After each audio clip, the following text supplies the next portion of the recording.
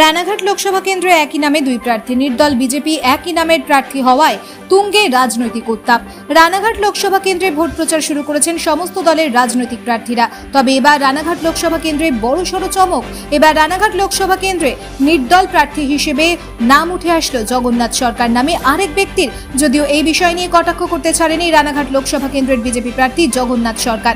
তিনি জানান, তৃণমূল কারসাজি করে নির্দল প্রার্থী দাঁড় করিয়েছে তার নামেই। তবে মানুষ অত বোকা নয়, মানুষ জানে পদ্মফুল চিহ্নে ভোট দিতে হবে।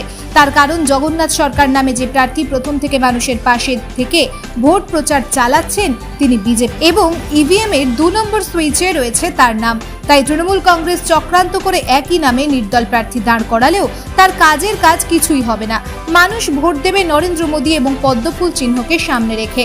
যদিও এই ঘটনায় রানাঘাট লোকসভা কেন্দ্রের তৃণমূল প্রার্থী ডক্টর মুকুটমণি অধিকারী জানান, কে জগন্নাথ সরকার ভোটে দাঁড়িয়েছেন সে ব্যাপারে তার জানা নেই।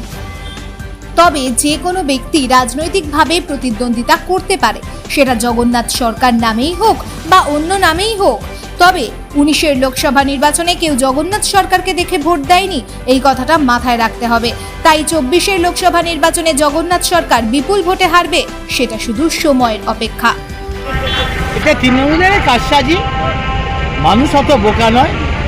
মানুষ ভোট দেবে পদ্মফুল প্রতীক দেখে, নেতা আমাদের নরেন্দ্র মোদী। তাই এখানে জগন্নাথ সরকার বিষয়টা এমন গুরুত্ব না, যিনি করতে পারবেন শুধু দেখেই নেবেন। জগন্নাথ সরকার 2 নম্বরে পদ্মফুল প্রতীকে আছেন। তাই এরা বিভিন্ন রকম চালাকি, নির্বাচনে হওয়ার আগেই এরা হেরে বসে আছে মানসিকতায়, আর সেই কারণে চালাকির আশ্রয় নিচ্ছে। এইভাবে করে মানুষকে বোলানো যাবে না। দেখুন,